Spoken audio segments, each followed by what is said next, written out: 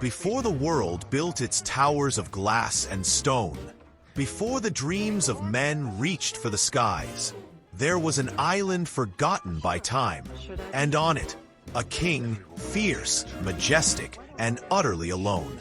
This is not just a story of monsters and men. It is the story of love, loss, and the price of wonder. This is the legend of King Kong.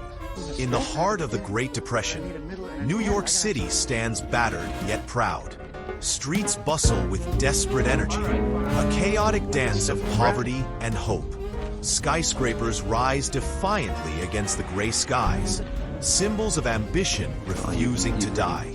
Amidst this restless city, Carl Denham clutches onto a wild dream. A dream not just to survive, but to create something unforgettable. He believes there's still magic out there, waiting beyond the choking smog and crumbling theaters. And he's determined to find it, no matter the cost. Carl Denham isn't just another desperate filmmaker. He's a man with fire in his blood. Facing mounting debts and producers losing faith, he hatches a reckless plan. A secret voyage, a mysterious map, and an island no map dares to name. His gamble is dangerous, professionally and personally, but in Carl's eyes, greatness demands risk. Without a leading actress, without permission, without backup, he readies the venture to sail. Sometimes, history is made by those foolish enough to chase it. As time slips through his fingers, Carl faces a harsh reality. No star, no movie. No movie, no salvation. He scours the city's tired faces and broken dreams for someone, anyone, to carry his vision. The casting call becomes a desperate search through the smoky alleys and flickering marquees of a dying Broadway.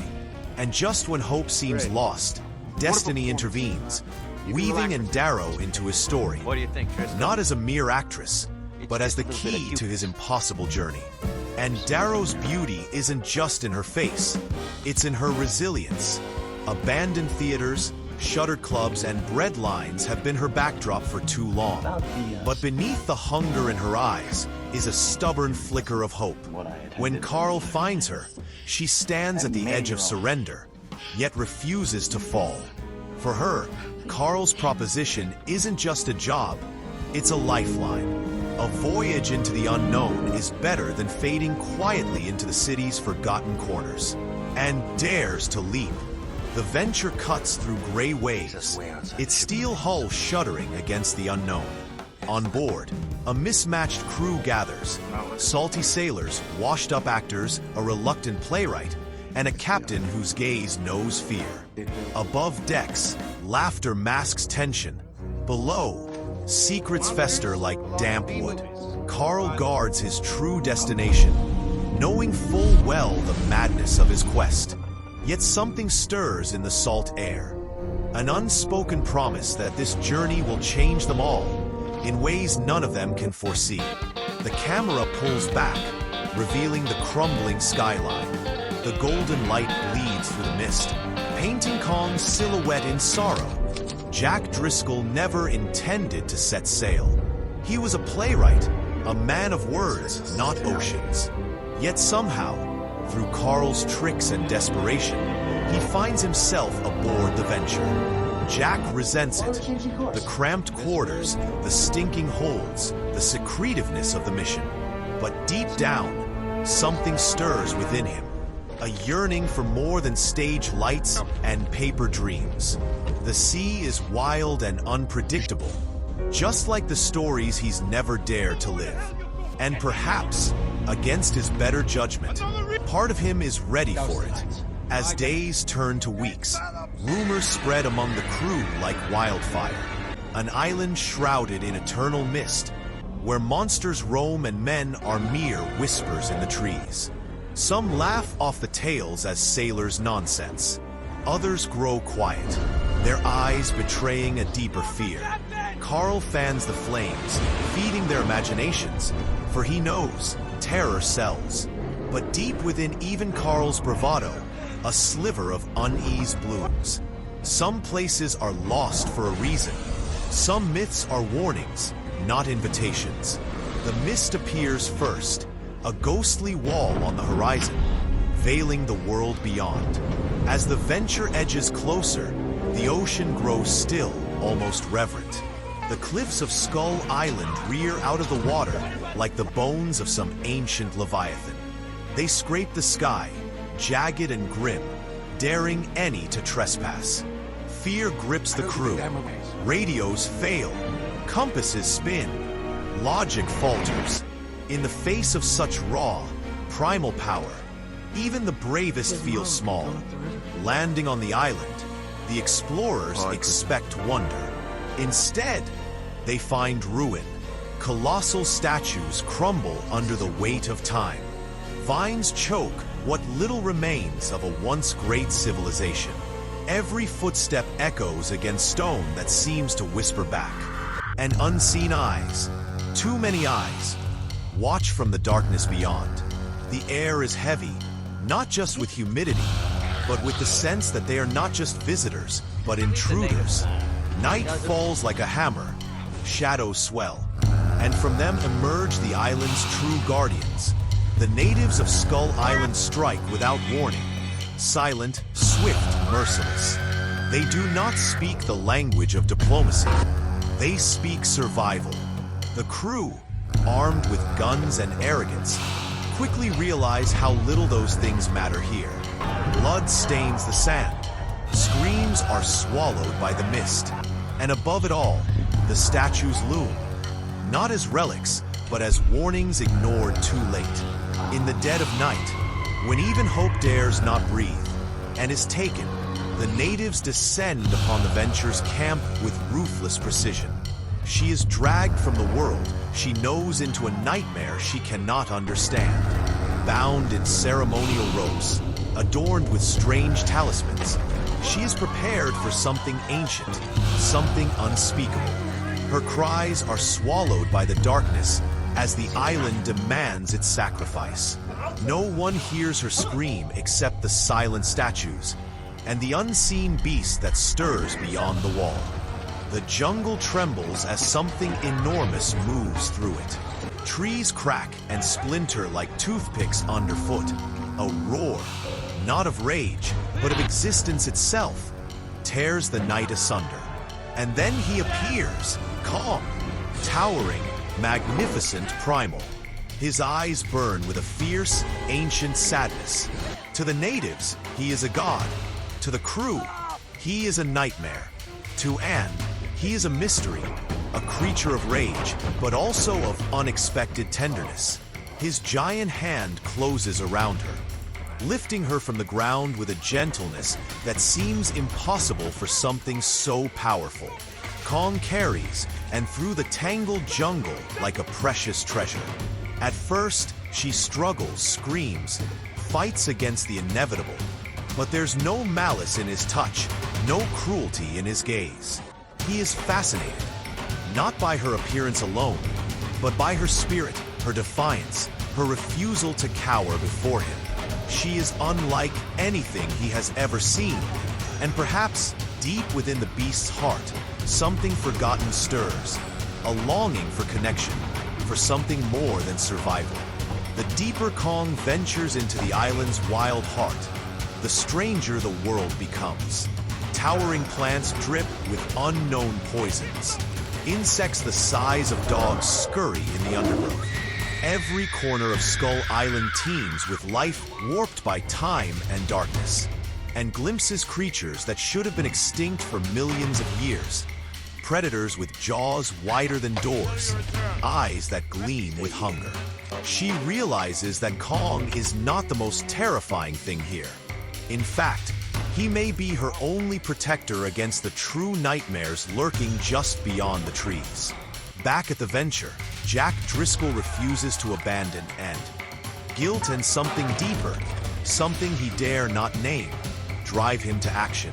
He gathers a small band of survivors, sailors hardened by the sea, men too stubborn to bow to fear. Armed with rifles and desperation, they plunge into the misty jungle. Every step is a battle. Every sound could mean death. They are trespassers in a kingdom that does not forgive. And time, like the jungle, is closing in around them. The jungle comes alive with thunder. Not rain, not cannons, but the pounding feet of dinosaurs. Vast herds of brontosaurs stampede through the undergrowth. Towering beasts swaying like ships on a wild ocean. Jack and his group are caught in the chaos, dodging colossal legs and lashing tails.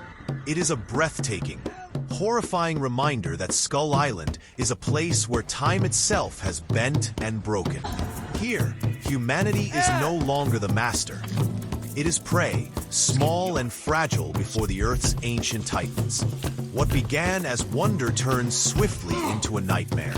Predators burst from the shadows, raptors ruthless and coordinated, tearing into the stampeding herd and anything else in their path. The crew scatters, cries lost beneath roars and screams. Friends fall, blood spatters the leaves. There is no mercy here, no second chances. In Skull Island's food chain, there are no bystanders, only hunters and the hunted. Survival demands instinct, speed, and sometimes sheer blind luck. From the swamp's fetid depths rises a greater terror. A three-headed tyrannosaur, larger and more savage than any fossilized bones ever suggested, lumbers into the fray.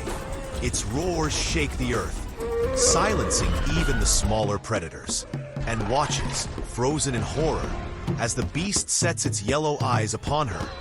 A morsel, vulnerable and alone.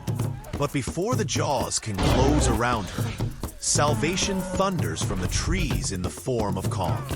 For once, beauty is not the victim, but the cause of a battle for the ages. Kong does not fight for dominance. He fights for Ann. His fists crash against the dinosaur's scaly hide with the force of battering rams. Teeth slash, claws tear, blood flies like rain. Kong is not merely powerful. He is ferocious, fueled by an emotion deeper than rage, a need to protect. Around them, the jungle shudders, birds shrieking into the sky.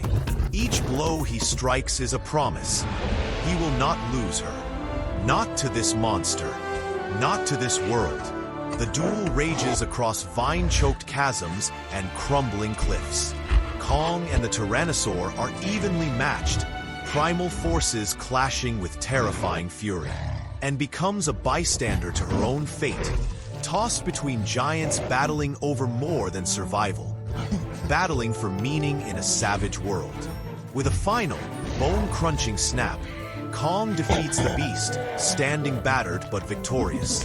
For a moment, he roars not in triumph, but in defiance of the very forces that made this island a graveyard for dreams.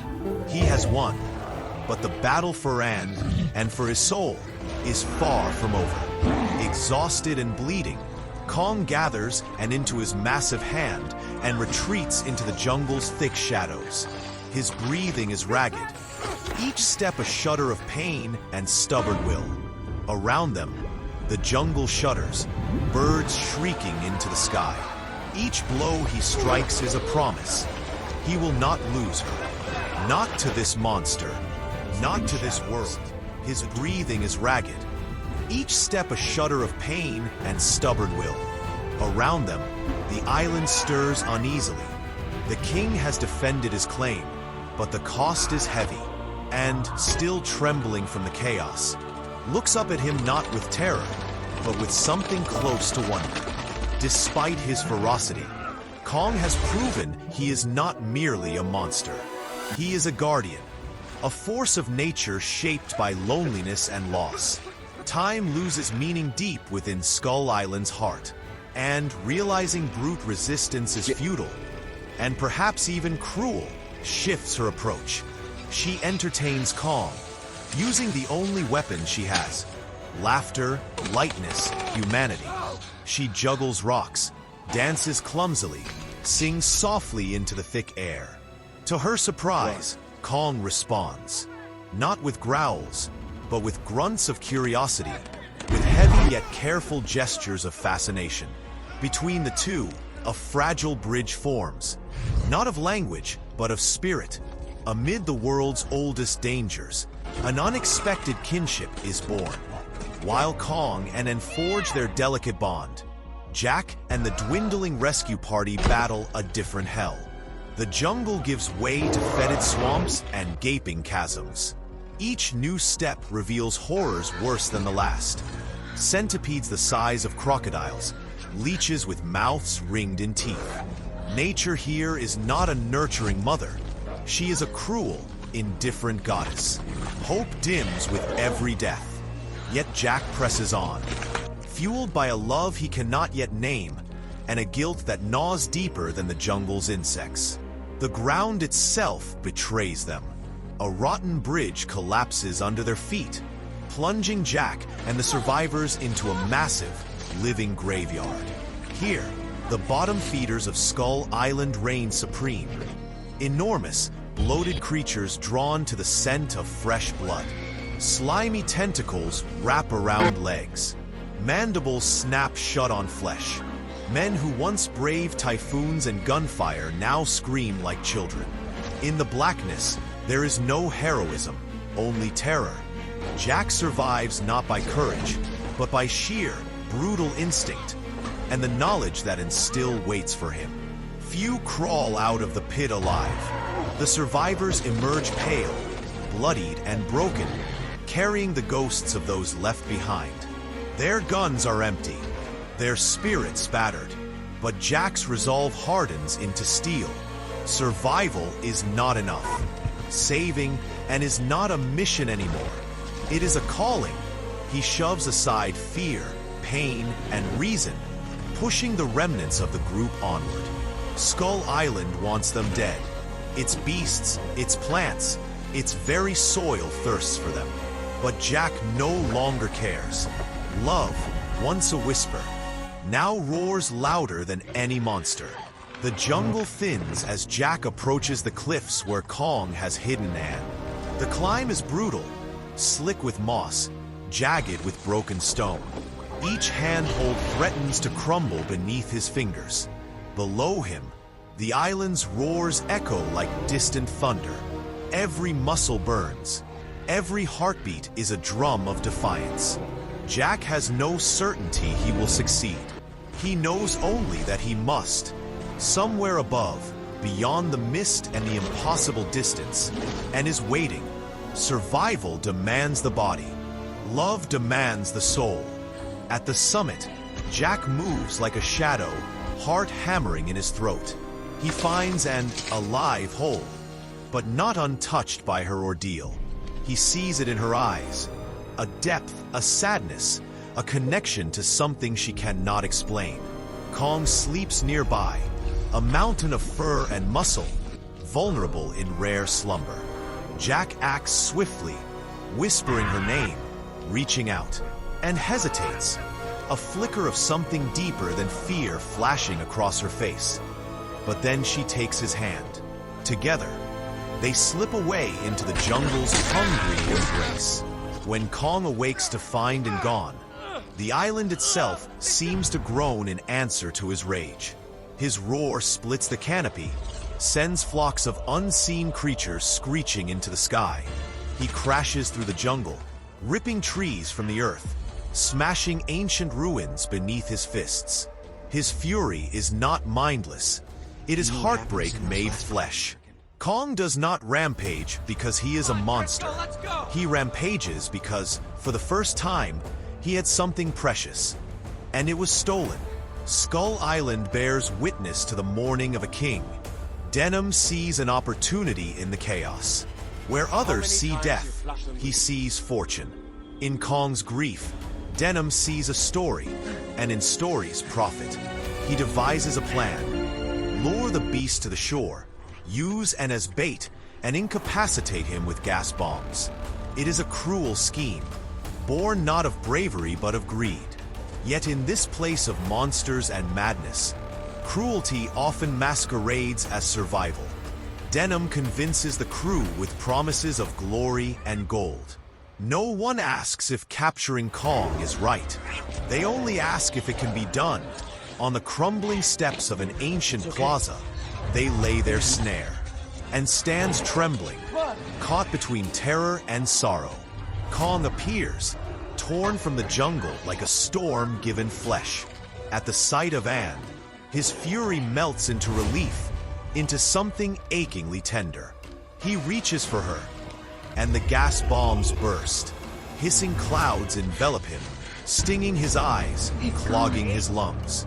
Kong roars, staggering, fighting against chains he cannot see.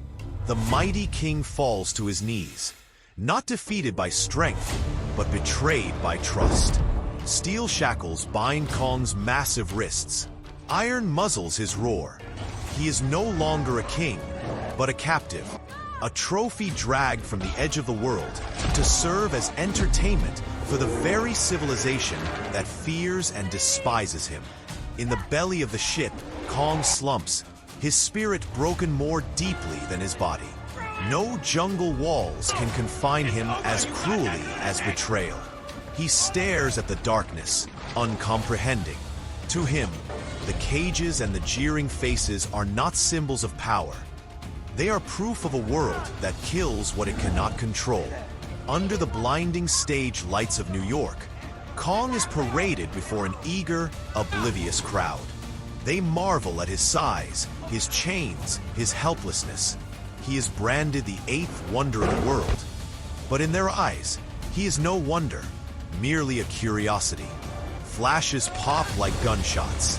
Laughter echoes like cannon fire, and is paraded too, a delicate doll beside the broken beast.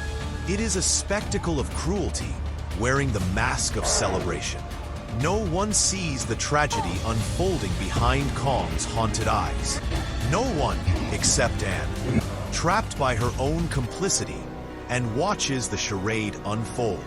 She wanted adventure, freedom, meaning. Not this. She sees now what the world does to the wild, the beautiful, the misunderstood. It captures them. It binds them. It strips them of wonder and dignity. Her heart breaks anew every time Kong's heavy chains rattle against the stage floor. Every time the audience gasps and claps, they are clapping for cruelty. She stands powerless, a prisoner of a different kind, mourning a freedom she barely tasted and a soul she can never fully save. In the flickering theater lights, Kong's instincts awaken. He senses Ann's absence. He senses danger, loss, betrayal. With a roar that shatters chandeliers and deafens the crowd, Kong wrenches free. Steel snaps. Wood splinters. Walls collapse. Panic erupts like wildfire through the theater. Kong storms into the freezing night, a phantom of rage and heartbreak, desperate to find the only being who ever treated him as more than a monster. Sirens wail. Soldiers scramble. But nothing can stand between Kong and his need. Not iron, not guns, not the cold brutality of man. Through the icy streets of New York, Kong rampages. Not aimlessly, but searching, searching, always searching. His massive fists shatter cars, tear through brick walls. People scatter like leaves before a hurricane. Above him, towering buildings loom like alien mountains. Lights glare like hostile suns. In this strange new jungle of glass and steel, Kong is a creature out of time, lost and furious. Yet beneath the destruction, there is no hatred, only grief. He is not attacking the city. He is crying out for the one small light he remembers in a world gone mad. In the heart of the city, among shattered glass and fallen steel, Kong finds her, and, drawn by the chaos and by something deeper, an invisible tether between their souls, steps into his path. For a moment, the world falls away. The sirens fade. The screaming stops. It is just Kong and Ann, two creatures torn from their worlds, bound by a connection no words could ever explain. He kneels, reaching for her with trembling gentleness. as if afraid she might vanish like a dream. And she, without fear, places her hand against his battered skin, choosing compassion over terror. Cradling and carefully, Kong turns his gaze upward, toward the tallest structure he can find, a monolith of concrete and ambition, the Empire State Building. Step by thunderous step, he begins his ascent. The city holds its breath. Spotlights stab the night. Bullets pepper the air. Yet Kong climbs higher, defying everything man has built to separate earth from sky. His muscles strain, his wounds bleed, but still he climbs, not to conquer, but to escape, to place and somewhere above the madness, even if only for a moment. At the tower's peak, Kong stands alone against the onslaught. Biplanes swarm like angry hornets, their machine guns chattering death.